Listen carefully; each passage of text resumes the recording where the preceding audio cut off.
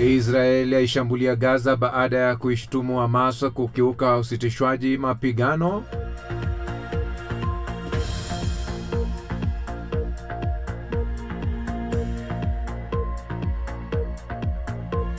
Kimbunga Melissa nchini Jamaica.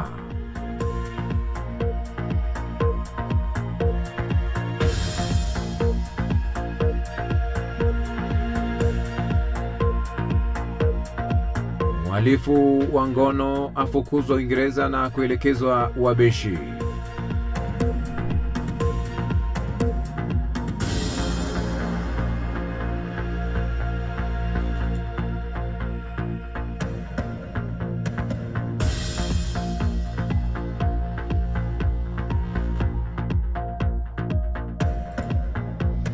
Mwanaume afariki baada ya kiti cha magurudumu kugongana na gari la kipa wa Inter Milan.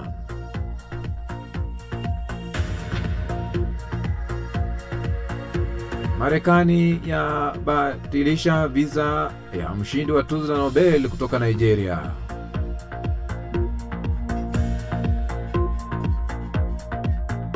Mafuriko yaua watu 9 na wengine 5 hawajulikani walipo Vietnam.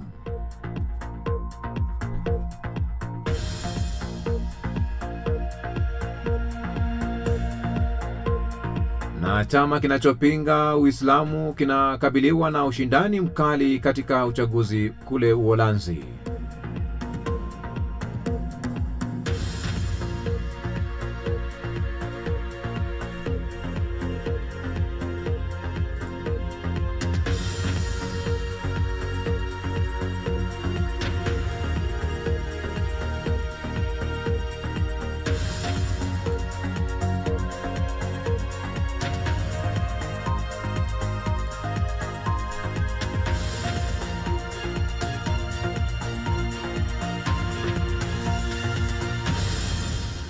Naam. Na tumai ubweri wa afya pote pale ulipo duniani kwa moyo mkunjufu na mikono miwili. Hujambo na karibu kwenye taarifa yetu ya habari kutoka idhaa hii ya Kiswahili ya Radio Fortune Africa. Jina langu ni Kantona Joseph.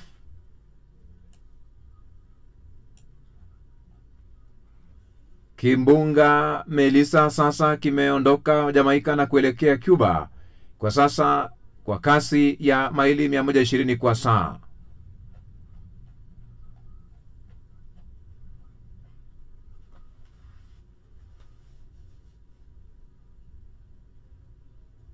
Na kwingineko, mhalifu wa ngono ambaye ni mhamiaji aliyeachiliwa kutoka gerezani kimakosa amefukuzwa kutoka Uingereza.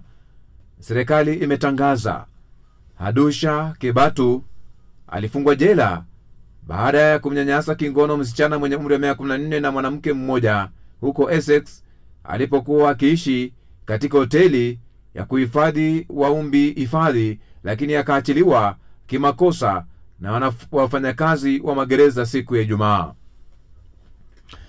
Alirudishwa rumande kufuatia msako wa siku 2.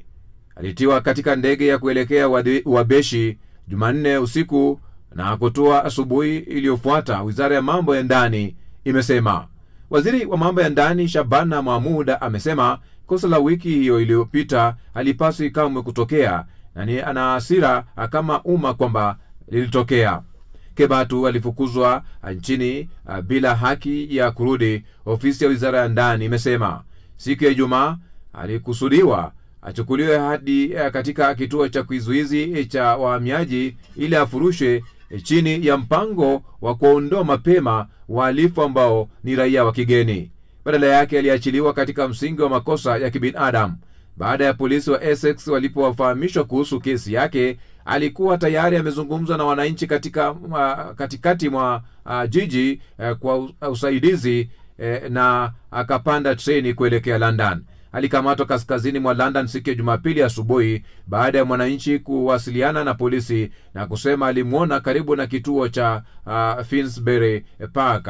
Uchunguzi huru utatafuta kubaini jinsi Kebatu alivyoachiliwa huru na ikiwa wafanyakazi walikuwa na uzoefu wa kutosha, mafunzo na teknolojia. Wakati huo afisa wa gereza amesimamishwa kazi. Mwanamume mmoja amefariki dunia baada ya kiti chake cha magurudumu cha umeme kugongana na gari lilokuwa likiendeshwa na kipa wa Inter Milan Joseph Martinez. Tukio hilo litokea katika jimbo la Como, Italia, huku polisi wakisema kiti cha magurudumu kilionekana kuelekea kwenye njia ya gari hilo. Klabu hiyo imekataa kuzungumzia tukio hilo, ambapo Martinez amekuwa kipa chaguo la pili wa Inter Milan tangu ajiunge nao akitokea klabu ya Serie A ya Genoa mwaka 2024. Mchezaji huyo wa kimataifa wa Hispania mwenye umri wa miaka 27, ambaye pia amewahi kuchezea Las Palmas na RB Leipzig, amecheza mechi 12 akiwa Inter Milan.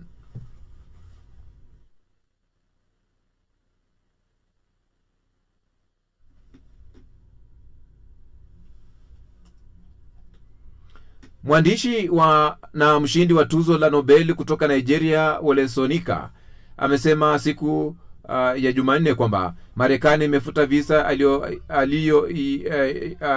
yake iliyotolewa mwaka jana, na alifahamisha atume ombi tena kama anataka kutembelea Marekani. Mwandishi huyo mwenye umri wa miaka 91 anasema mwaka 2016 aliachana na kibali chake cha kukaa Marekani, green card, na kukataa kukaa kama njia ya kupinga ushindi wa Rais Donald Trump. Mshindi huyo wa tuzo la Nobel amekuwa na vipindi vya kufundisha mara kwa mara katika vyuo vikuu vya Ivy League vya Marekani tangu katikati ya miaka ya 90 kufuatia tuzo lake la Nobel la fasihi mwaka 1986. Siku ya Jumanne, Wole Soyinka alionyesha waandishi wa habari nakala ya barua kutoka kwa ubalozi mdogo wa Marekani mjini Lagos, ikimtaka apeleke pasipoti yake kwa ajili ya kufutwa kwa visa hiyo. Ubalozi wa Marekani nchini Nigeria au kujibu ombi la kutoa maoni. Ubalozi wa Marekani nchini Nigeria umesema mwezi Julai kwamba wa Nigeria wanaotaka kusafiri kwenda Marekani na kwa visa zisizo na wahamiaji sasa watapokea vibali vya kuingia mara moja kwa miezi mitatu, na kuondoa visa ya hadi miaka 5 ambayo ikiwepo hapo awali, ambapo mtu angeweza kusafiri kwenda na kutoka mara kadhaa. Mafuriko yanayosababishwa na mvua kubwa yanayosababisha vifo vya takribani watu 9 na wengine 5 kutoweka katikati mwa Vietnam, serikali imesema siku ya Jumatano.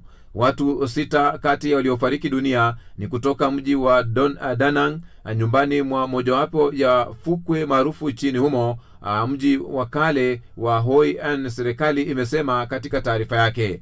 Mafuriko hayo pia yameharibu zaidi ya nyumba zipatazo 1103, nyingi zikiwa katika maeneo ya Yue na Hoi An, shirika la mataifa la serikali limesema katika ripoti tofauti. Vietnam inakabiliwa na dhoruba mbaya zaidi mara kwa mara za mafuriko ambayo husababisha uharibifu mkubwa wa mali, hasa wakati wa msimu wa dhoruba kuanzia Juni hadi Oktoba. Mvua kubwa inaendelea kunyesha mji mkuu wa zamani wa kifalme unaorodheshwa na UNESCO kama urithi wa dunia, Hue, na mji wa kale wa Hoi An, shirika hilo limesema. Mvua katika eneo hilo imevuka rekodi ya juu katika kipindi cha 24 kilichomalizika Jumatatu kumradhi, na kuzidi milimita 1000. Picha zinazosambazwa kwenye vyombo vya habari vya serikali vinaonyesha sehemu kubwa ya Hoi An imefunikwa na maji ya mafuriko, huku nyumba kadhaa zikiwa zimezama hadi paa. Chama cha wanasiasa wa siasa za kali za mrengo wa kulia, Grant Wilders Freedom Party, ambacho kinapanga Uislamu, kinakabiliwa na ushindani mkali katika uchaguzi wa Jumatano wa Uholanzi, na hata kama atashinda, matumaini yake ya kuunda serikali mpya yanaonekana kuwa madogo.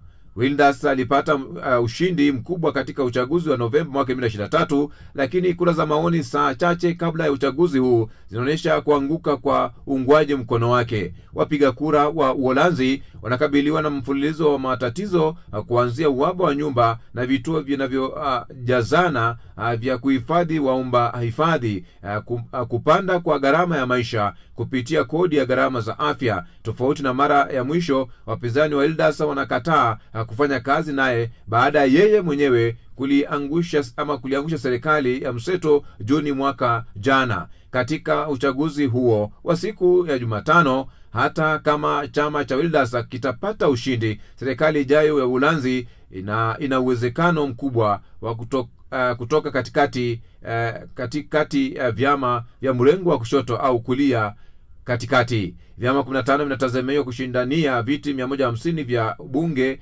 lakini kura ya maoni inaonyesha 4 vitapata viti vingi zaidi. Kando na chama cha Wilders, hakuna chama cha Green Left Labour chini ya afisa mkuu wa zamani wa Umoja wa Ulaya Frans Timmermans, chama cha Liberal ambacho ni D66 cha Robert Jetten na Christian Democrats cha mrengo wa katikati kulia cha Henry Bottebal. Kwa karibu nusu ya wapiga kura wa Uholanzi, shida ya makazi ni kipaumbele cha kwanza, na kuna uhaba wa karibu nyumba 1400 katika nchi yenye idadi ya watu milioni 18. Nyumba imechukua nafasi kubwa katika mijadala, ambapo huku Wilders akitupilia lawama mzozo huo kwa uhamiaji. Wengine wanasema tatizo hilo ni kutokana na kuongezeka kwa kaya za mtu mmoja na mipango mibovu. Vyama vimeapa kushughulikia swala hilo katika njia ambayo ni kwamba Frans Timmermans anaahidi angalau nyumba 1100 mpya kwa mwaka kama chama chake kitachukua madaraka, wakati Rob Jetten anasema suluhu linatokana na kujenga 1% ya ardhi ya kilimo. Ukosefu wa ajira uliafiki 4% mwezi uliopita, ambayo ni asilimia ya chini kwa Ulaya, lakini kiwango cha juu zaidi kwa miaka 4 nchini Uholanzi. Idadi ya watu wanaodai mafao ya ukosefu wa ajira iliongezeka kupitia 8.8% katika mwaka uliopita. Kizungumza ikizingatiwa kuwa mgeni wa siasa za Uholanzi, Green Wilders alichukua jukumu muhimu katika serikali iliyopita katika kulianzisha na kuidondosha baada ya miezi 11 tu kufuatia mvutano juu ya uhamiaji. Ni taarifa ya habari kutoka idhaa hii ya Kiswahili ya Radio Fortune Africa. Wakati huu basi ni wakati tunajiunga na shirika la DW ambao ni washirika wetu katika awamu ya pili ya matangazo yetu, ambayo ni matangazo ya mbashara, ambapo hivi sasa tunaenda kupokea ripoti za waandishi, uchambuzi, vile vile makala.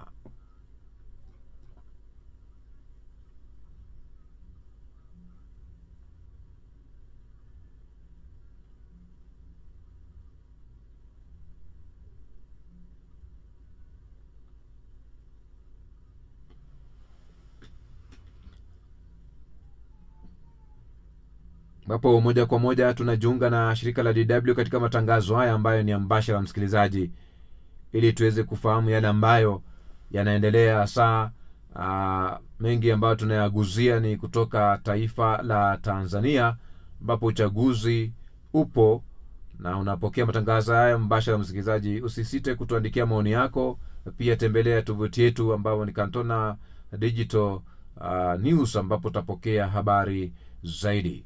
Nazidi kusonga mbele wakati ambapo tupo mbashara kutoka idhaa hii ya Kiswahili Radio Fortune Africa.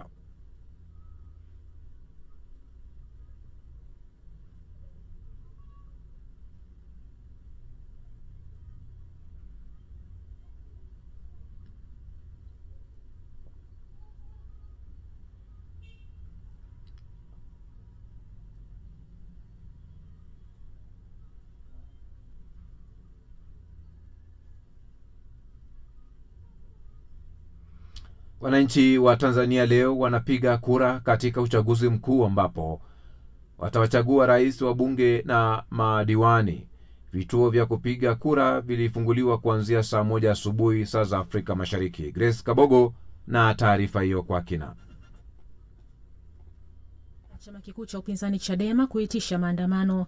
Mizinga imeshuhudiwa leo Jumatano kwenye maeneo mbalimbali ya jiji hilo kubwa la kibiashara kwa lengo la kuzuia vurugu zozote endapo zitatokea. Hata hivyo, waandamanaji kadhaa wamejitokeza kwenye maeneo mbalimbali ya Tanzania ambapo polisi wa Dar es Salaam wamewatawanya baadhi ya waandamanaji waliokuwa wamekusanyika katika maeneo ya Kimarakibo. Huenda usalama ulioimarishwa ndio umeathiri vibaya wapiga kura na hivyo kuwa na wasiwasi wa kujitokeza katika vituo vya kupigia kura. Waandishi habari wa shirika la habari la Ufaransa AFP wamesema wameshuhudia vituo vya kupigia kura vikiwa vitupu saa moja baada ya kufunguliwa licha ya kuwa na shughuli nyingi muda kama huo wakati wa uchaguzi uliopita. Afisa mmoja wa chama tawala cha Mapinduzi CCM katika wilaya ya Temeke ambaye hakutaka kutajwa jina lake amesema wanawahamasisha watu kutoka nyumbani na kwenda kupiga kura kwa sababu baadhi yao wana wasiwasi. Mamalishe mmoja aliyejitambulisha kwa jina moja la Sada amesema alikuwa na hofu ya kwenda kupiga kura kwa sababu ya hofu ya kutokea vurugu. Rais wa Tanzania Samia Suluhu Hassan anagombea kwa muhula wa pili na amepiga kura katika kituo cha kupigia kura cha ofisi ya kijiji cha Mwino mkoani Dodoma. Akizungumza baada ya kupiga kura, Rais Samia amewataka Watanzania wajitokeze kwa wingi kwenda kupiga kura. Niombe Watanzania wajitokeze wakati hizi haki yao wakapige kura, chagua viongozi wanaowataka, tumalize zoezi hili la demokrasia na tuendelee na shughuli zetu za kawaida.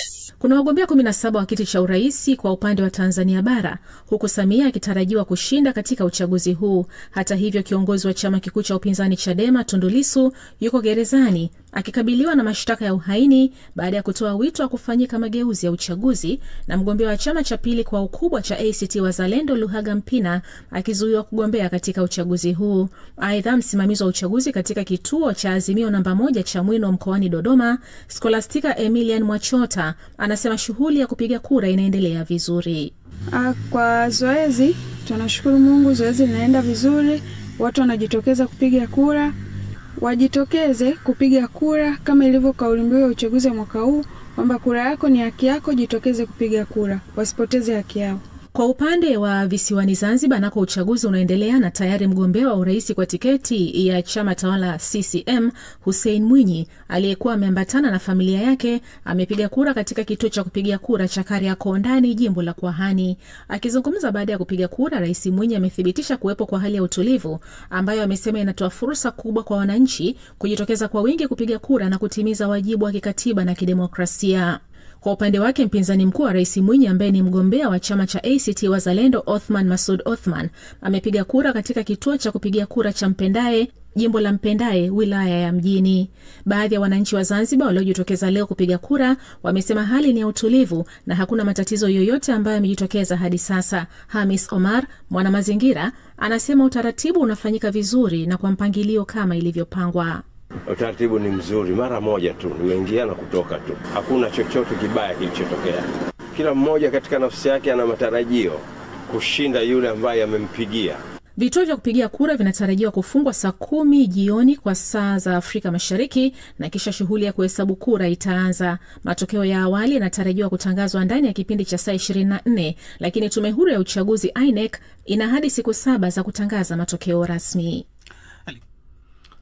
Haya, asante sana Grace Kabogo, ambapo wananchi wa Tanzania leo wanapiga kura katika uchaguzi mkuu ambapo watachagua rais, wa bunge na madiwani. Zidi kusonga mbele wakati ambapo haya basi yanajitokeza, basi ambapo tupo mbashara kwa kwamba tunakuelekeza kwake Doto Bulendo. Wapiga kura hapa mjini Dodoma kujitokeza kupiga kura toka vituo vifunguliwe saa 1 kamili asubuhi, ambapo kidogo watu walianza kuja, lakini kadri muda unavyozidi kwenda vituo mpaka kisasa vilivyo vingi hapa mjini Dodoma vimebaki vitupu, vikiwa tuna wasimamizi wa uchaguzi pamoja na mawakala wa vyama. Hali hiyo huenda imesababishwa na nini, Bulendo? Sababu zinatajwa nyingi, pamoja na kwamba kulikuwa kuna hamasa ya upande mmoja kutoka kwa Chama cha Mapinduzi wakati wa kampeni. Kutokuwepo kwa chama kikuu cha upinzani nchini Tanzania Chadema kunatajwa kufifisha kabisa hamasa ya zoezi la kupiga kura katika uchaguzi wa mwaka huu. Rashidi, nafahamu uliko ndiko ambako Samia Suluhu Hassan, rais wa Tanzania na mgombea wa chama tawala cha CCM, alipiga kura leo asubuhi. Tufahamishe nini kilitokea alipofika kituoni?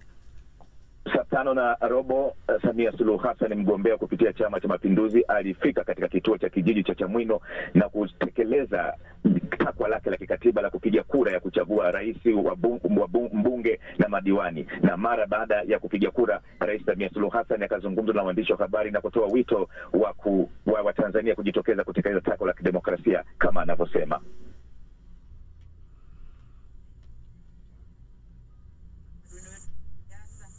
Waende wakaufanye kwa salama na amani, wasivunje amani yetu, wakapige kura kwa maelewano na masanduku yanavyosema, ndio hivyo matokeo yatoke.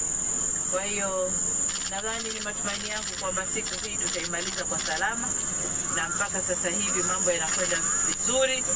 Ni matumaini yangu kwamba leo Watanzania watachagua uongozi wao katika ngazi za maeneo yao kwa salama, kwa vizuri, na watachagua watu wenye uwezo wa kuwafanyia kazi zao. Dr. tumemsikia hapo Samia, lakini liko swala la usalama ambalo hata Samia Suluhu Hassan ameligusia. Dodoma hali iko vipi?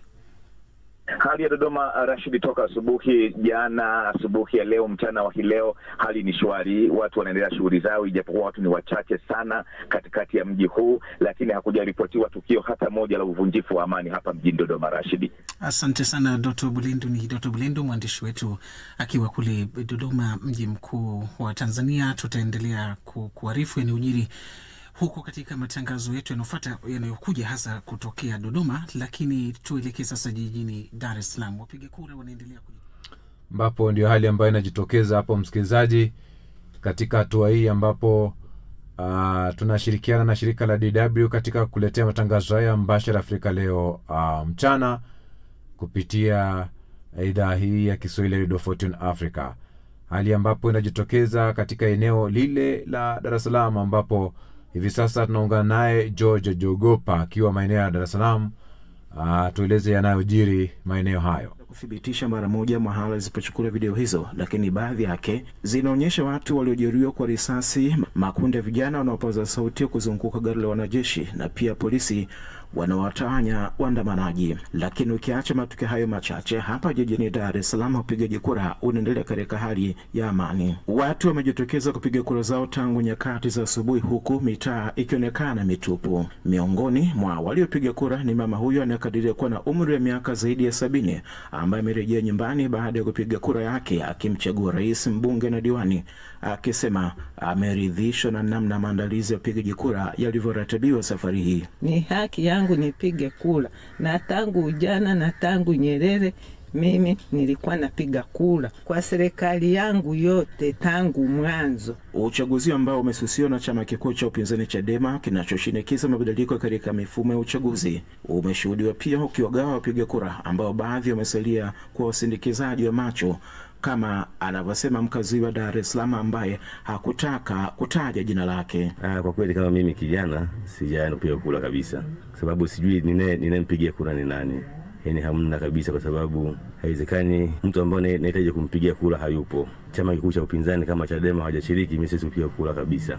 Wagombea 17 wamejitokeza kuwania kiti cha urais, huku baadhi ya wagombea hao wakipiga kura zao jijini Dar es Salaam. Mgombea wa chama cha SAO Majaliwa Kyara alipiga kura yake katika eneo la Mbuyuni Changanyikeni. Amesifia maandalizi ya uchaguzi huu. Na utaratibu kwa kweli kwenye kituo, nashukuru Mungu nimeukuta ni mzuri. Akitoa tathmini ya usalama kwa jumla tangu kufunguliwa kwa vituo vya upigaji kura, msemaji wa jeshi la polisi David Misime amesema maeneo yote ya nchi yako shwari. Alisema jeshi la polisi liko macho na linafuatilia kwa karibu kila hali ya mambo ili kuhakikisha uchaguzi huu unamalizika katika mazingira salama na yenye utulivu. Na kazi hii tutaendelea kuifanya kwa kutumia weledi mkubwa sana, busara kubwa sana. Shughuli ya upigaji kura inaendelea taratibu na inatarajia kumalizika jioni ya leo. Kwa wanaojitokeza sasa, wanasema wametimiza wajibu wao. Nimepiga kura, nimemaliza na narudi nyumbani kwenda kulala. Umejisikiaje upiga kura leo? Kama nimeungama vile kanisani. Mimi nimepiga kura leo, naona kura imesimamiwa vizuri, hakuna tatizo lolote, amani imetawala kabisa. Kwa mujibu wa Tume Huru ya Taifa ya Uchaguzi, INEC, matokeo rais anatarajia kutangaza saa 72 tangu kukamilika mchakato wa upigaji kura, ikiwa ni mara ya kwanza kwa tume hiyo kubainisha mapema utangazaji wa matokeo ya urais tangu kuanza mfumo wa vyama vingi mnamo mwaka 1992. Kutoka Dar es Salaam ni George Njogopa wa DW. Asante sana George Njogopa ukiwa maeneo ya Dar es Salaam hapo kwa kutupasha yanayojiri katika eneo hilo. Na basi nazidi kusonga mbele na taarifa nyingine ya habari za dunia, ambapo hivi sasa msikilizaji ni wakati mwafaka wa kuzidi kusonga mbele, ambapo hivi sasa basi taarifa ambayo tunaivalia njuga ni swala nzima ile la uchaguzi, ambapo hivi sasa naungana naye Sudi Mnete akiwa maeneo yale ya Zanzibar. Makubwa yaliyotokea ni kwamba rais wa Zanzibar Dr. Hussein Mwinyi mapema asubuhi saa 2 amekamilisha zoezi hilo kwa kwanza kabisa kupiga kura katika jimbo la Kwahani katika eneo maarufu la Kariakoo. Yeye amepiga kura pale, pamoja na mambo mengine amehamasisha sana amani na watu wajitokeze kupiga kura, na tunaweza kumsikiliza kidogo Dr. Hussein Mwinyi kama alivyozungumza mapema asubuhi. Kwenye nafasi ya urais wa Zanzibar kwa mfano tuko watu 11. Demokrasia ya hali ya juu kabisa. Na wote wamefanya kampeni. Na washukuru sana kwa kufanya kampeni. Na niwashukuru wananchi kwa ujumla kwamba kipindi chote cha kampeni tumeweza kulinda amani tuliyokuwa nayo. Na toka jana vyombo vya ulinzi na watu wa tume wanaendelea kupiga kura kwa amani. Na leo kama hali mnavyoiona, amani imetawala. Hili kwetu ndio la msingi kuliko yote. Lakini kwa maana ya sera tumezisikia. Sisi tunasema sera bora ni sera za sisi. Matumaini yetu makubwa kwamba kwa tulioyafanya katika nchi hii, na ni matarajio yetu kwamba wananchi wataendelea kutunga mkono. Tumemsikia Mwinyi. Sudi amezungumzia pia masuala ya amani, sera bora ni sera za CCM, lakini ulijaribu kupata maoni mawili matatu kutoka kwa raia, wanajihisi wako salama na kweli wanaungana na kauli hii ya Rais Mwinyi? Wanavyozungumza Zanzibar mara nyingi wanatenganisha sana zoezi la upigaji kura na matokeo ya kura. Mara nyingi mtazamo wa raia mara nyingi unatokea, lakini kwa wale waliopiga kura katika hatua za awali wamesifu utaratibu, na wengine wapo wachache waliokuwa wakilalamika. Kimsingi wanasema baada ya matokeo ya kupiga kura ya saa 10 alasiri yakianza ndio unapata sura ya halisi ya mapokeo ya zoezi lililofanyika. Endelea. Kwingineko katika jimbo la Mpendai, makamu wa kwanza wa rais Othman Masoud amepiga naye kura yake. Pamoja na mengine amezungumzia amani, lakini pia ametaja yuko tayari kukubali kushindwa endapo taratibu na kanuni za uchaguzi zitakuwa zimefanyika kwa haki. Naye tunaweza kumsikia pia kidogo. Wito wangu wananchi waendelee kujitokeza. Hii ni haki yao, sio haki ya vyama, sio haki ya wagombea. Uchaguzi ni sauti yao. Kwa hivyo wajitokeze ili wapaze sauti yao, wafanye maamuzi kwa nchi yao. Kwa hivyo mimi kubwa niseme hilo. Kama chama tunakusanya taarifa kinachoendelea. Si vizuri mimi kuyatolea maelezo yale ambayo yanaendelea katika sehemu mbalimbali ya vituo vya kupiga kura. Hilo litafanywa na chama. Sudi, kwa kifupi sana ametoa wito wa watu kujitokeza, na najua hili zoezi linaendelea sasa hivi, lakini tumesikia huko Tanzania bara kwamba watu ni wachache waliojitokeza. Vipi huko, na je hali ya usalama ikoje kwa ujumla? Tanzania bara naona kwenye mitandao ya kijamii, kwa sababu tuko upande wa pili wa bahari, na unajua kutoka huku kwenda kule hauwezi leo kwenda, safari zote zimesitishwa. Lakini kinachoonekana kwa Dar es Salaam katika barabara ya Morogoro Road, yako makundi ya vijana kwa wingi yameingia katika barabara na yanafanya kile ambacho kinaonekana katika mitandao wakati huu. Lakini kwa taarifa za kina lazima pengine tupate vyanzo rasmi ili kuona hali ilivyo. Lakini kwa hapa Zanzibar nilipo, Judge Joseph Kaz, mkurugenzi huyu, mwenyekiti huyu wa tume ya uchaguzi, amezungumzia hizo kasoro zinazotajwa ambazo zinafanywa kazi, nazo ziko kasoro zimetokea. Wanasema baada ya kuhitimisha zoezi hili saa 10, basi wale mawakala watatoa fomu ili kuorodhesha matatizo yaliyojitokeza ili waweze kuyatatua. Sudi, tunashukuru sana na tutaendelea kufuatilia hapo baadaye. Tafadhali endelea kusanyia huko. Asante sana. Shukrani. Haya, asante sana Lilian Mtono hapo hivi akifanya mahojiano na Sudi Mneta akiwa maeneo ya Zanzibar, ambapo ni taarifa ya habari, ambapo hivi sasa tunashirikiana na shirika la DW katika matangazo yetu ya mbashara, na ndio hali ilivyo inayojitokeza katika maeneo hayo ya Tanzania bara na vile vile visiwani kule Zanzibar. Turejee katika studio za DW. Kiwango cha speed, sijui nasemaje kasi ya mtandao imeshushwa sana. Kwa hiyo watu kwanza wanafundishana jinsi gani ya kutumia njia mbadala ili kuweza kupata mitandao. Lakini zaidi kwenye mtandao wa TikTok kuna live zinaendelea sasa zikitoka huko nchini Mbeya zikionyesha makundi ya vijana jinsi yalivyobomoa kituo kimoja cha kupigia kura. Wengine wamebeba viti, wengine wamebeba mahema, na kuna mmoja sauti yake inasikia kwamba hema hili litanifaa pale nitakapopata msiba nyumbani, maana sitakodi tena. Maoni ni mengi sana kwenye mitandao ya kijamii.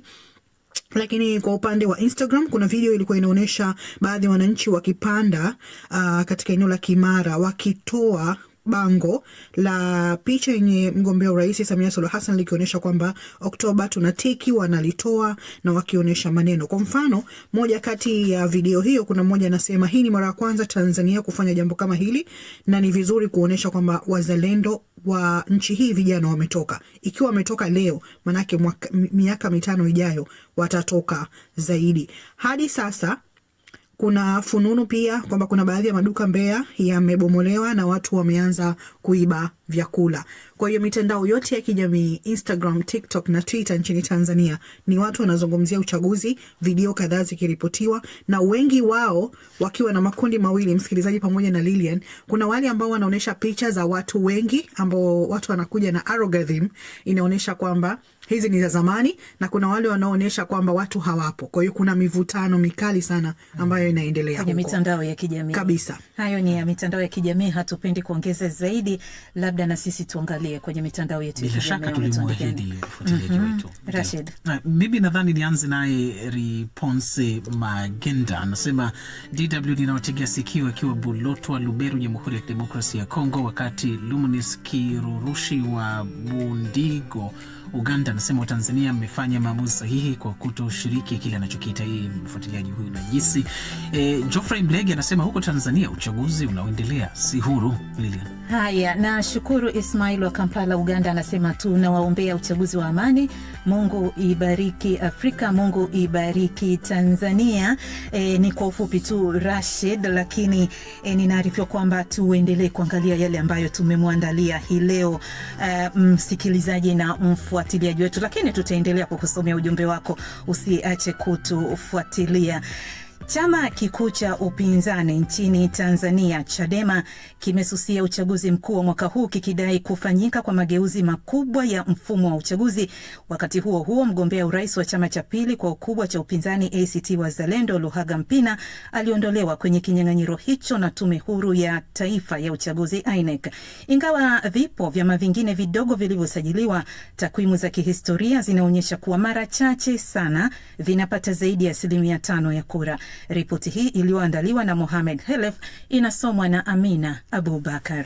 Hali hiyo imefanya ushindani wa kisiasa kuonekana kuwa mdogo kuliko wakati wowote, jambo linalozua maswali kuhusu mustakabali wa upinzani na mwelekeo wa demokrasia nchini Tanzania. Mchambuzi wa siasa kutoka Dar es Salaam, Lukman Maloto, aliambia DW kuwa chama tawala CCM kinashindana na vyama visivyo na nguvu kubwa ambavyo baadhi yake havikuwa na uwezo hata wa kufanya mikutano ya hadhara. Ni kama vile CCM inashindana peke yake. Chama ambacho kinaonekana kina nguvu baada ya Chadema ni ACT Wazalendo, ambaye mgombea urais wake alikuwa Luhaga Mpina, naye kaondolewa. Sasa hivi vyama ambavyo vinagombea kwa mtazamo watu wanaviona kabisa kwamba vinashindwa, hata mazingira ya kiuchaguzi au mazingira ya kampeni kama ambavyo zinaendelea, inaonekana wazi kwamba haviitikisi sawasawa CCM. Kutokuwepo kwa vyama vikuu vya upinzani katika uchaguzi wa mwaka huu kumeibua mjadala mkubwa wa kitaifa kuhusu nafasi yake katika mfumo wa siasa. Miaka ya nyuma vyama hivyo vilikuwa muhimu katika kuimarisha mijadala bungeni, kuhoji utendaji wa serikali na kutoa hoja mbadala za sera. Khalifa Said, mwanzilishi wa jukwaa huru la habari mtandaoni The Chanzo, aliambia DW hali hii haijawahi kushuhudiwa katika miaka 30 ya mfumo wa vyama vingi nchini Tanzania. Ni hali isiyotarajiwa na isiyo ya kawaida katika mfumo wa vyama vingi inayowanyima wananchi haki ya kuchagua viongozi wanaowataka katika nafasi za umma, alisema Said katika mahojiano na DW. Said anakiri kuwa CCM imetumia nguvu zake zisizo na mipaka katika mfumo wa kisiasa kujipanga kwa manufaa yake, lakini anasisitiza kuwa hilo halijafuta kabisa uwepo wa tishio la upinzani. Nakumbuka mwaka 2015 Magufuli alipoingia madarakani alijiapiza kwamba angeua upinzani, akapiga marufuku mikutano ya hadhara ya kisiasa, lakini uungwaji mkono wa Chadema kama chama kikuu cha upinzani haukushuka, kwa sababu kile ambacho Magufuli alikifanya kilikuwa na matokeo waliokuwa hawayakutarajia. Ile hatua na ule ukandamizaji kilikisukuma chama karibu zaidi kwa wananchi ambao walikionea huruma zaidi na kukiunga mkono. Kiongozi wa Chadema Tundu Lissu anakabiliwa na mashitaka ya uhaini yanayohusishwa na kampeni yake ya hakuna mageuzi hakuna uchaguzi, ambayo serikali inadai inalenga kuchochea machafuko. Lissu na chama chake wanasema licha ya tume ya uchaguzi kubadilishwa jina kuwa INEC, uteuzi wa viongozi na uendeshaji wa uchaguzi bado viko chini ya ushawishi mkubwa wa serikali. Upinzani kwa muda mrefu umekuwa ukilalamika kuwa vyombo vya dola vinatumika kudhibiti shughuli zao kupitia kukamatwa, kufungiwa kwa mikutano na ufuatiliaji wa karibu, hali iliyopunguza uhuru wa kisiasa na imani ya wananchi katika usawa wa kisiasa. Wakati uchaguzi wa bara ukiendelea bila ushiriki wa vyama vikuu vya upinzani, visiwa vya Zanzibar vinatoa taswira tofauti kupitia uchaguzi wake wa urais na bunge unaoendelea sambamba. Huko chama kikuu cha upinzani ni ACT Wazalendo kimevutia umati mkubwa katika mikutano yake ya kampeni. Mgombea wake wa urais ni Othman Masoud Othman, anapigania mamlaka zaidi kwa Zanzibar pamoja na kupambana vikali na rushwa na uporaji wa ardhi. Chama tawala CCM kupitia mgombea wake Rais Hussein Mwinyi anayetafuta muhula wa pili na wa mwisho madarakani, kauli mbiu ya chama hicho ni kuendeleza miradi ya maendeleo na kuimarisha muungano na bara. Asante sana Amina Abubakar hapo kwa taarifa hiyo. Na tunazidi kusonga mbele kwenye Afrika Leo mchana, ambapo ni habari za dunia hivi leo, ambapo siku hii vile vile Tanzania wanafanya maamuzi ya kidemokrasia. Idadi ndogo ya wapiga kura imejitokeza katika jiji kuu la kibiashara la Tanzania, Dar es Salaam, leo kwa zoezi la uchaguzi, huku wapinzani wakuu wa Rais Samia Suluhu Hassan wakiwa aidha wamefungwa jela ama kuzuiwa kugombea. Vituo vya kupiga kura katika baadhi ya maeneo yenye shughuli nyingi zaidi jijini humo vilikuwa tupu saa moja baada ya kufunguliwa, licha ya kuwa na shughuli nyingi wakati kama huo wakati wa chaguzi zilizopita. Haya yameripotiwa na shirika la habari la AFP. Afisa mmoja kutoka chama tawala Chama cha Mapinduzi CCM wilayani Temeke, Dar es Salaam, alizungumza na AFP kwa sharti la kutotajwa jina. Amesema watahamasisha watu mitaani na majumbani kutoka na kupiga kura. Awali shirika la kutetea haki za binadamu la Amnesty International lililaani kile kinachotajwa kuwa wimbi la ugaidi kabla ya uchaguzi huo.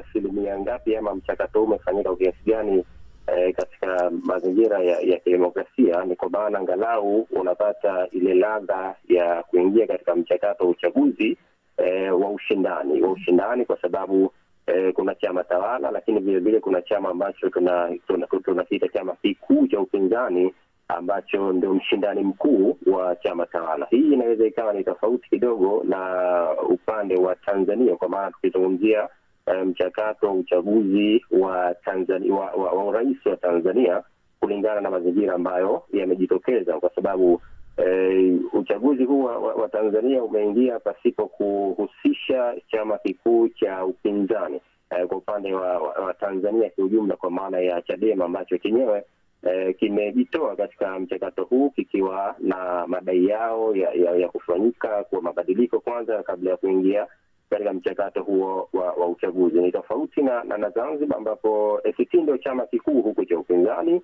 na chenyewe pia ndio mshirika wa serikali. Kwa hiyo ukija ukizungumzia kwa upande wa Zanzibar na upande wa Tanzania bara, lakini kwa maana ya uchaguzi wa Tanzania unaona kuna tofauti kidogo kwa pande hizi mbili, kwa maana ya Zanzibar pamoja na upande nakosa lugha kutumia, lakini itabidi nitumie vile vya Tanzania bara, kwa sababu huko kwenyewe ule uwakilishi ambao ulitegemea tofauti na chaguzi ambazo zimepita, kwa maana chaguzi 6 zilizopita chama tawala kwa maana ya CCM kilikuwa kina mshindani ambaye anaonekana kama huyu ni mshindani wa chama tawala, tofauti na uchaguzi huu ambao tunaushuhudia mwaka 2025.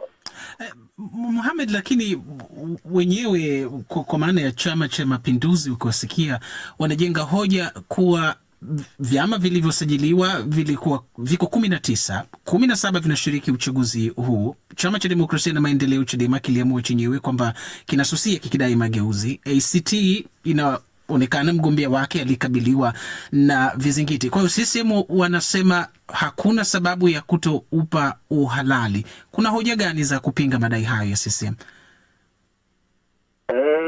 Rashid, ni sahihi, hakuna sababu ya kupinga uhalali, na labda naweza nikatoa mfano mdogo.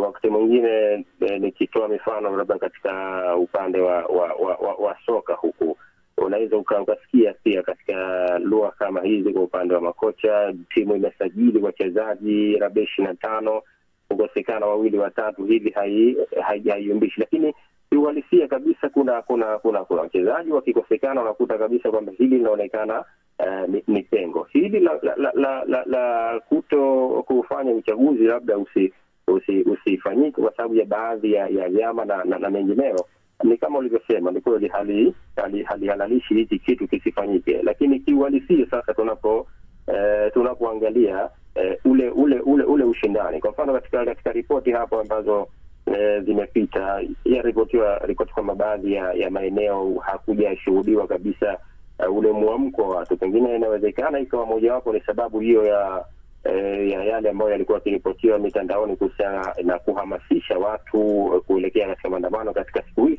lakini pia sababu nyingine naamini pia inahusika ni kwa sababu ya kwamba hakuna ule ushindani ambao tumeushuhudia katika chaguzi 6 zilizopita, kutokana na kwamba CCM inaingia katika uchaguzi wa upande wa Rais wa Jamhuri ya Muungano wa Tanzania pasipokuwa na yule mshindani ambaye alikuwa anatarajiwa kuonekana katika hizo chaguzi 6 zilizopita, ukitoa chaguzi hii.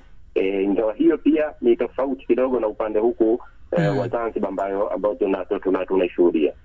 Lile, kabla hujamuuliza swali jingine Mohamed, nataka tuingie kwenye uchaguzi wa Zanzibar. Ametoa tathmini ya uchaguzi visiwani Zanzibar na ule wa Tanzania kwa ujumla.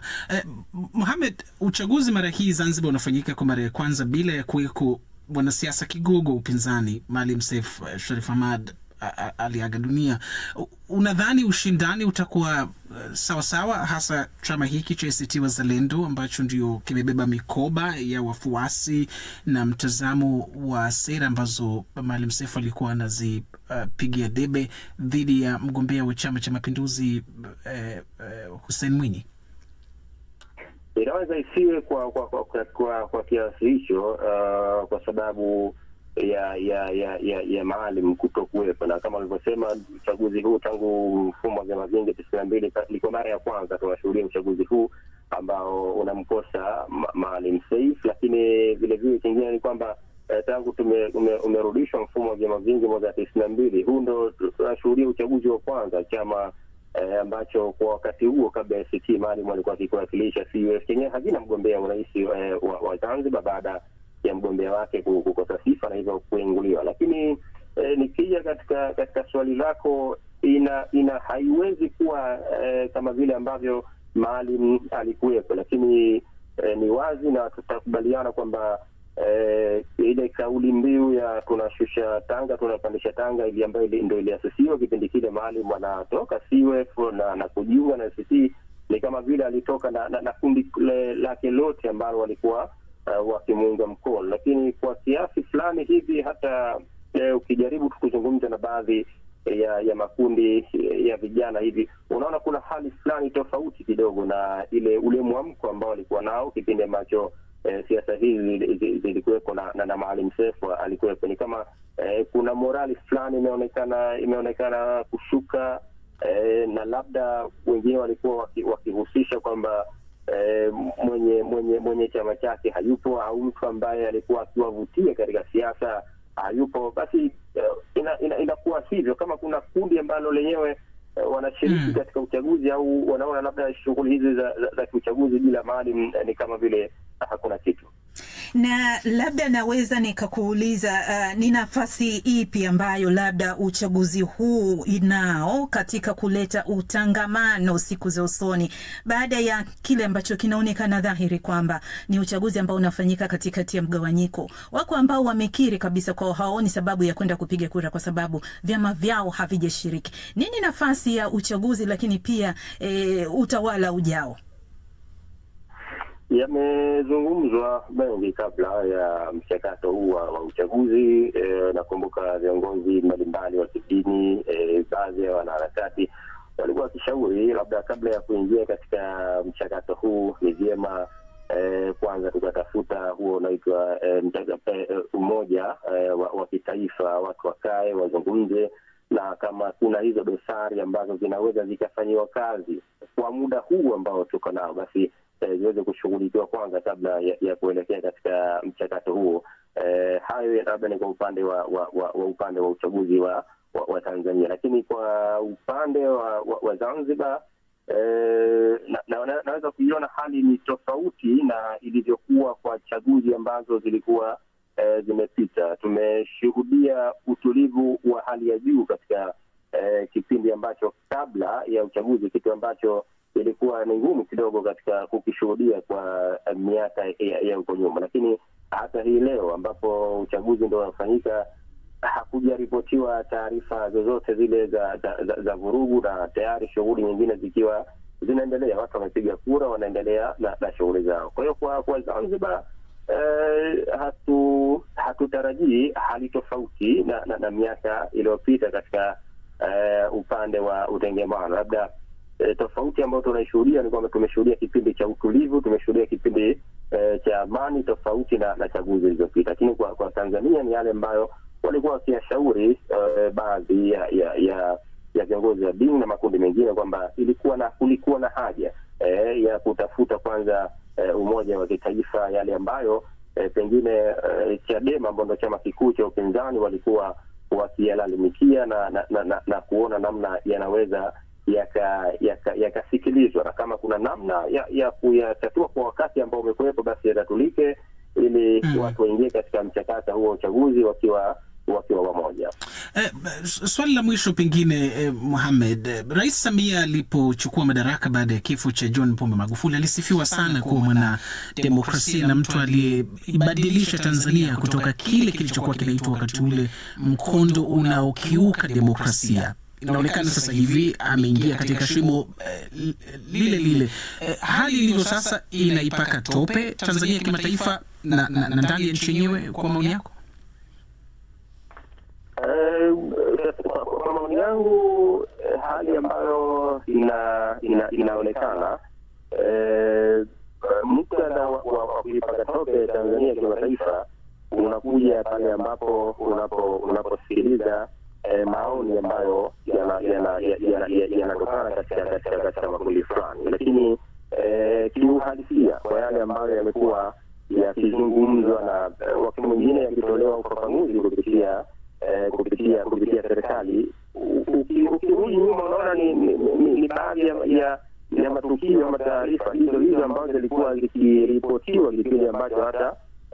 Rais Samia hajaingia madarakani, kwa maana wakati wa Dr. John Pombe Magufuli.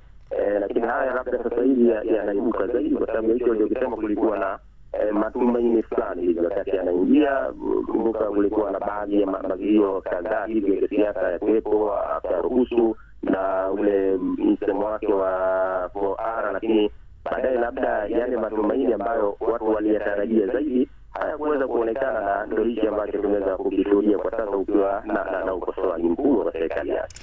Tunashukuru sana kwa ushiriki wako, na tunashukuru sana mtazamaji na msikilizaji wetu.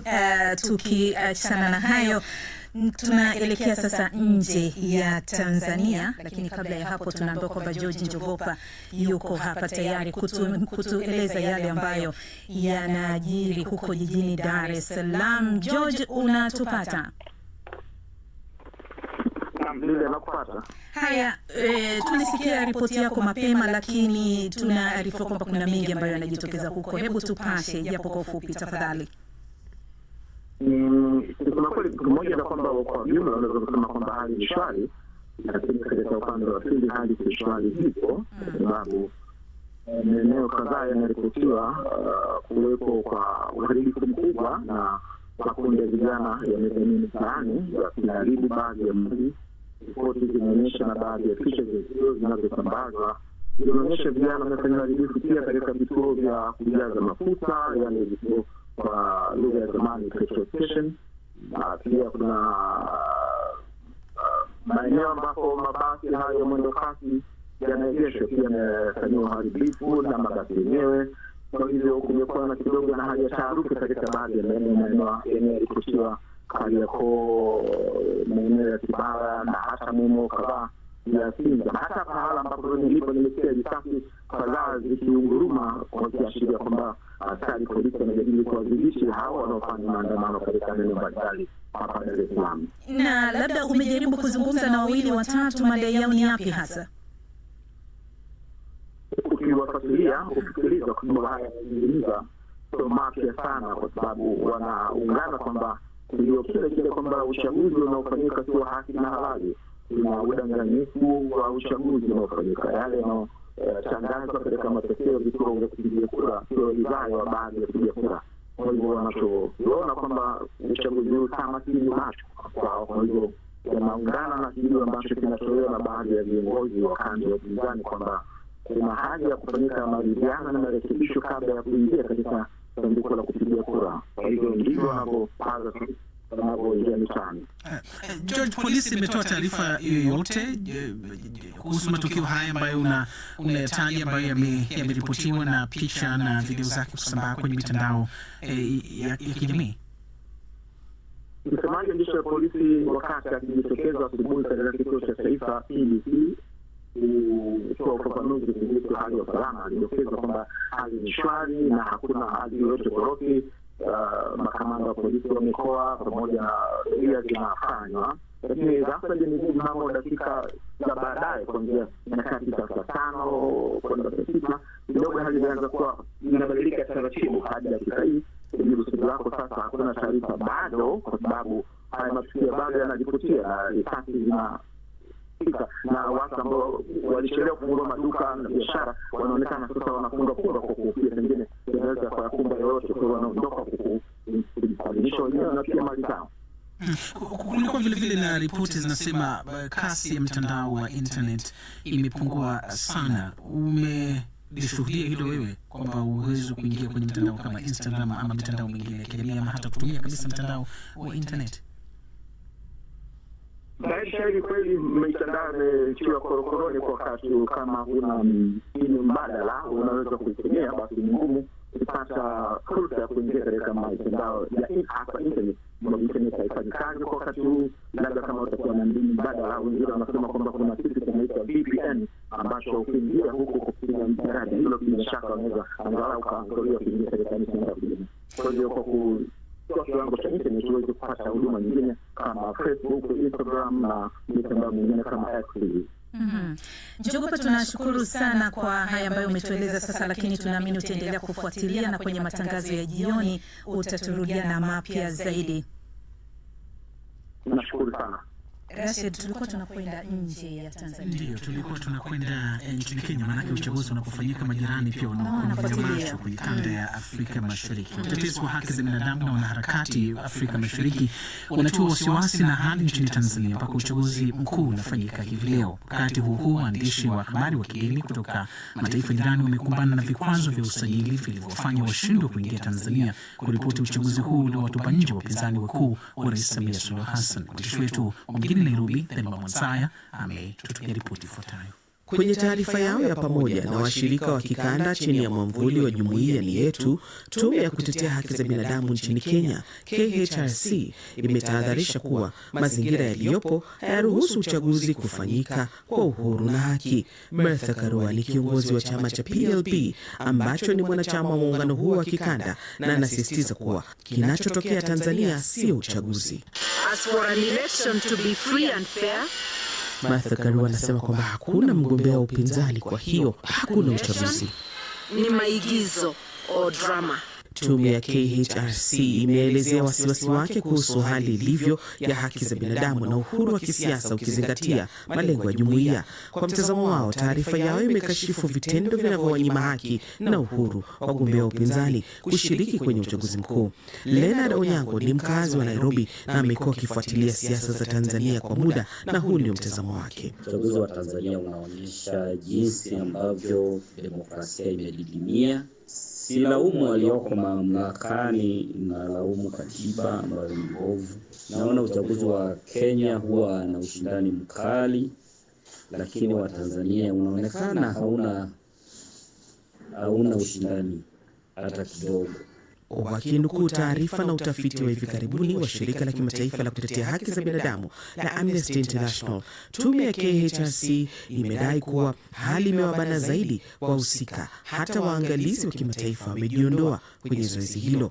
Duru zinaeleza kuwa Ubelgiji, Sweden, Ireland na Ujerumani hawajapeleka waangalizi wao, na kwamba shirika la Umoja wa Mataifa la maendeleo UNDP pia halijawakilishwa safari hii. Taarifa hiyo pia imetiwa wasiwasi na vikwazo vilivyowekewa vyombo vya habari na majukwaa ya mitandaoni, kwani mashirika ya habari ya kimataifa yamepigwa marufuku kuingia Tanzania na vibali kufutiliwa mbali. Boniface Mwangi ni mwandishi wa habari na mtetezi wa haki za binadamu nchini Kenya, na aliwahi kujikuta pabaya alipoizuru Tanzania kusimama na kiongozi wa chama cha upinzani cha Chadema, Tundu Lissu, anayekabiliwa na kesi ya uhaini. Kwa mtazamo wake, uchaguzi huu hauna mashiko. Uchaguzi huu ni kati ya Suluhu na Samia. Hakuna mgombea wote ambaye ni mwana ambaye anasimama. Kama Jumuiya ya Afrika Mashariki tunaombea watu wa Tanzania, tunajua kwamba hakuna uchaguzi leo, ni kazi bure inatendeka leo. Yote haya yakiendelea, Lissu na mwenzake wa Uganda Kizza Besigye, ambao wanazuiliwa jela katika nchi zao, wametambuliwa kama mabingwa wa demokrasia barani Afrika na kongamano la mwaka huu la Umoja wa Demokrasia barani Afrika linalohitimisha kikao chake hii leo. Thelma Mwazaya, DW, Nairobi. Rashid, wenzetu wanavyofuatilia wanaotazama kwa hivyo ulivyosikia, na hata leo kwenye magazeti nchini Kenya vichwa vya habari vingi vinaonyesha hali hiyo ambayo hata nchini Tanzania inazungumzwa, ya kuwa uchaguzi mara hii umekosa ule msisimko wa upinzani uzani. Kichwa kimoja cha habari kwenye gazeti la Kenya kimeandika hichi tulichokisia, kinasema kwenye ripoti ya Thelma, Samia dhidi ya Suluhu, na onyesha kwamba kiongozi huyu buti kwenye uchaguzi wa leo. Lakini ukiangalia, nimemsikia mara kadhaa mwenyewe akisema kwamba upinzani ni upinzani, hakuna upinzani mwepesi. Anawaambia wana CCM, jitokezeni, nendeni mkapige kura, msidanganyike kwamba kuna upinzani mwepesi. Na hili ndio lilosema hata mchambuzi kwamba ni ngumu kueleza ni kwa kiasi gani uchaguzi wa leo unakosa uhalali kutokana na msimamo huu unaoelezwa na Samia Suluhu Hassan pamoja na chama cha Mapinduzi, lakini ule ukweli kwamba vyama vikubwa viwili vyenye nguvu, na hata mchambuzi tulizungumza naye ametuambia kwamba tangu mwaka 95 mfumo wa vyama vingi uliporejea nchini Tanzania, katika kila uchaguzi mgombea wa chama tawala CCM alikabiliwa na mgombea wa upinzani mwenye nguvu madhubuti. Tangu 95 wakati wa Benjamin Mkapa, 2000 ilipoania muhula wake wa pili, Jakaya Kikwete mwaka 2005, 2010, hata John Pombe Magufuli ambaye alizingatiwa na wengi kuwa si mpenzi sana wa siasa za ushindani, mwaka 2020 alilazimika kukabiliana na Tundu Lissu licha ya kwamba upinzani ulisema uchaguzi haukufanyika katika misingi ya uhuru. Rashid, tuangazie basi kidogo na kwenye uga wa kimataifa. Huko Israel, jeshi limesema leo kuwa hali ya utulivu na usitishwaji wa mapigano imerejea Gaza baada ya kukamilisha mashambulizi kadhaa katika kile ilichokiita shabaha za ugaidi na magaidi ndani ya Gaza. Jacob Safari ana taarifa zaidi. Katika taarifa, jeshi la Israel limesema limeshambulia ngome 30 za magaidi zinazofanya shughuli zake ndani ya mamlaka ya Palestina. Taarifa hiyo imesema vikosi vya Israel vitaendelea kudumisha utulivu kutokana na makubaliano ya kusitisha mapigano, ila vitajibu ukiukwaji wa aina yoyote ile wa makubaliano hayo. Kulingana na maafisa wa hospitali huko Gaza, mashambulizi ya jeshi la Israel usiku kucha yamesababisha vifo vya zaidi ya watu 100 wakiwemo watoto wengi. Hii ndiyo changamoto kubwa zaidi inayoyakabili makubaliano hayo kusitisha mapigano tangu yaanze kutekelezwa mapema mwezi huu. Hospitali ya Aqsa iliyoko katika mji wa Deir al-Bala ulio katikati ya Gaza imesema imepokea angalau miili 10 miongoni mwao wakiwa wanawake 3 na watoto 6 usiku kucha baada ya Israel kulishambulia eneo hilo. Kusini mwa Gaza, hospitali ya Nasser huko Khan Yunis imesema imepokea miili 20 baada ya mashambulizi ya makombora 5 katika eneo hilo, ambapo kati ya hao 20, 13 ni watoto na 2 ni wanawake. Haya yote yamefanyika baada ya waziri mkuu wa Israel Benjamin Netanyahu kuliamrisha jeshi lake kufanya mashambulizi makubwa Gaza, akiwatuhumu wanamgambo wa Hamas kwa kukiuka usitishwaji wa mapigano. Kwa kujibu kauli ya Netanyahu, Hamas imesema kuwa itachelewesha kuwasilishwa kwa Israel mwili wa mateka mwingine. Rais wa Marekani Donald Trump, ambaye kwa sasa yuko ziarani barani Asia, ameyatetea mashambulizi ya jeshi la Israel akisema ni kutokana na tukio la wanamgambo wa Hamas kumuua mwanajeshi wa Israel wakati walipokuwa wakikabiliana kwa risasi huko Rafa, mji ulioko kusini kabisa mwa Gaza. Ninavyofahamu ni kwamba walimuua mwanajeshi wa Israel. Nimesikia hilo muda mfupi uliopita. Walimuua mwanajeshi wa Israel, kwa hiyo Waisraeli wakajibu na wanastahili kulipiza. Hilo likifanyika, wajibu. Wanamgambo hao wamekanusha kuhusika katika makabiliano haya ya risasi na kuituhumu Israel kwa kukiuka makubaliano hayo ya kusitishwa mapigano. Rashid, tunaelekea ukingoni kabisa mwa matangazo haya, lakini Najat bado yupo. Najat, hebu tuambie kitu kidogo tu ambacho umekiona ambacho kitatupa picha ya mambo yanavyoendelea huko Tanzania huko mtandaoni. Asante. Katika mtandao wa TikTok kuna video ya live ambayo imekatika dakika kama moja iliyopita ikionyesha jinsi wananchi walivyokuwa wakimshambulia askari polisi, jambo ambalo limeleta wasiwasi mkubwa sana kwa jeshi la polisi. Lakini pia video nyingine ikiambatanishwa na hiyo ikionyesha jinsi gani pia jijini Dar es Salaam polisi ambao walikuwa wanawalinda waandamanaji. Kitu kingine ambacho kinaendelea katika mitandao ya kijamii ni kwamba leo watu wengi wanaposti picha ya hayati John Paul Magufuli kwa sababu leo ndo siku ambayo alizaliwa, wengi wakiposti wa kumtakia birthday njema. Kwa hiyo matokeo yako tofauti. Tumewatupa kidogo wanaotufuatilia, nafikiri tusome maoni yao wakati ndio tunaelekea mwisho wa matangazo haya. Lilian, tusukume ujumbe waliotuandikia kwenye Facebook. Mimi namuona kwanza Grandi Medi Sakili anasema kwa leo leo Tanzania kuna la kujifunza, wakati Jonas Leopold wa Mkoba Tanzania anasema nawatakia uchaguzi mwema wananchi wote, na Edmund Toro akiwa kule nchini Kenya anasema tunawatakia uchaguzi mwema wa Tanzania wote. Na Jairus Eli anauliza ni uchaguzi gani wakati CCM hawana mpinzani. Swedi Kaluta anasema Tanzania hakuna uchaguzi. Na Zongwe Kizube wa Moba Kirungu huko DRC anasema Afrika viongozi hawachaguliwi bali wanapangwa. Unaweza kupiga kura kama unataka kujifurahisha. Jeremy Kasanganjo akiwa Kivu Kusini, Jamhuri ya Kidemokrasia ya Kongo anasema Tanzania fanyeni uchaguzi kwa amani, wakati Kabanze Jean wa Moba Jamhuri ya Kidemokrasia ya Kongo anasema niwatakie uchaguzi mwema raia wote wa Tanzania. Kikubwa kumbukeni kuwa kuna maisha baada ya uchaguzi. Oscar Silidon wa Muleba Tanzania umetuandikia unatakia kila la heri wa Tanzania Watanzania wote wanaoendelea kujitokeza kupiga kura.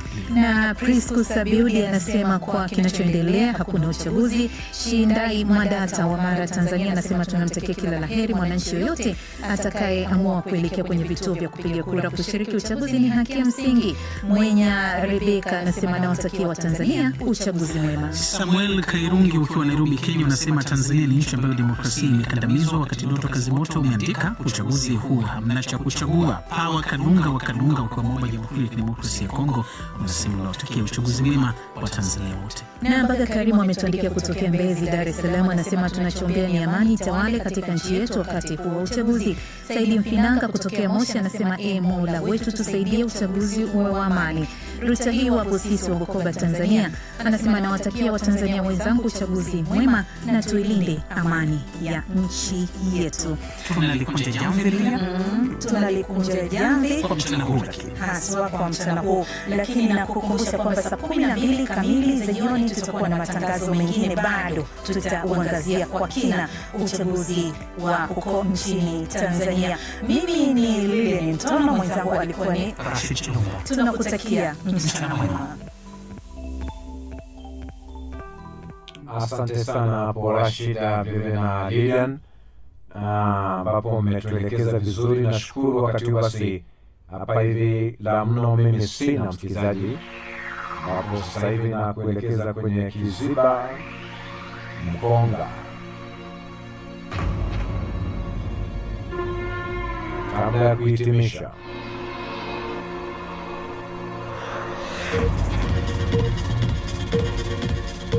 kwenye mahusiano ya ndoa matokeo yana nguvu zaidi kuliko nia. Hata ukijitetea kwamba nia yangu haikuwa mbaya, kama matokeo ni mabaya basi ushaharibu. Kwenye mahusiano na ndoa matokeo yana nguvu zaidi kuliko nia. Hata ukijitetea kwamba nia yako haikuwa mbaya, kama matokeo ni mabaya basi umeshaharibu. Na hicho ndicho Kiziba Mkonga cha sasa.